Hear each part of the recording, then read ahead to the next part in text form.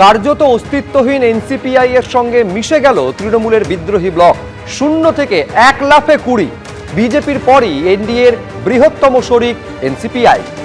তৃণমূলের বিদ্রোহী ব্লকের সঙ্গে জুড়ল এনসিপিআই। তারপরই সাংসদ সংখ্যা নিরিখে রাজ্যের বৃহত্তম দল বলে দাবি করছে এনসিপিআই। তাদের ফেসবুক পোস্টে এই দাবি করা হচ্ছে। ন্যাশনালিস্ট সিটিজেন্স পার্টি অফ ইন্ডিয়ার তরফে এই দাবি করা হয়েছে ফেসবুক পোস্টে। 20 জন বিদ্রোহী তৃণমূল সাংসদের যোগদানের পর স্বাগত জানিয়ে পোস্ট করেছে এনসিপিআই। দেখুন, আমরা এনসিপিআই সম্পর্কে গতকাল সংবাদ মাধ্যম থেকে শুনেছি। এমপিদের সঙ্গে আমাদের কোনো কথা হয়নি, এনসিপিআই নিয়ে আমাদের কোনো সম্যক ধারণা নেই। স্বাভাবিকভাবে যে জিনিস নিয়ে ধারণা নেই, আর পার্লামেন্টের মধ্যে যারা ছিলেন তারা এই বিষয়টা আমরা দেখেছি সংবাদ মাধ্যমে। এনসিপিআই সম্পর্কে আমি এবং আমাদের কালেকটিভেরই কারুর কোনো ধারণা নেই। এনসিপিআই দলের সঙ্গে মিশে যাচ্ছে তৃণমূলের বিদ্রোহী ব্লক। এই রাজ্যেও আছে এনসিপিআই এর রেজিস্টার্ড অফিস। হাওড়ার সাঁকরাইলে রয়েছে সেই রেজিস্টার্ড অফিস, যে ছবি আপনারা এই মুহূর্তে দেখতে পাচ্ছেন।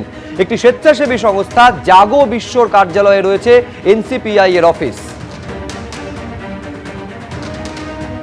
ত্রিপুরা ইলেকশনে পার্টিসিপেট করেছিলাম। কোন ইলেকশন? ত্রিপুরার 2023-এর। তারপরে আমরা এখানে বেঙ্গলে পঞ্চায়েত ইলেকশন পার্টিসিপেট করেছিলাম। শেষ পঞ্চায়েত। শেষ পঞ্চায়েত। কেমন ভোট পেয়েছিলেন? ভালো কন্টেস্ট হয়েছিল। এক্সাক্ট ফিগারগুলো আমার এই মুহূর্তে মনে নেই, মনে রাখাও সম্ভব নয়। ভালো কন্টেস্ট হয়েছিল। তৃণমূলের বিদ্রোহী 20 জন সাংসদ সেই দলে পার্টিসিপেট করছেন, এইটা কি ফিলিং হচ্ছে?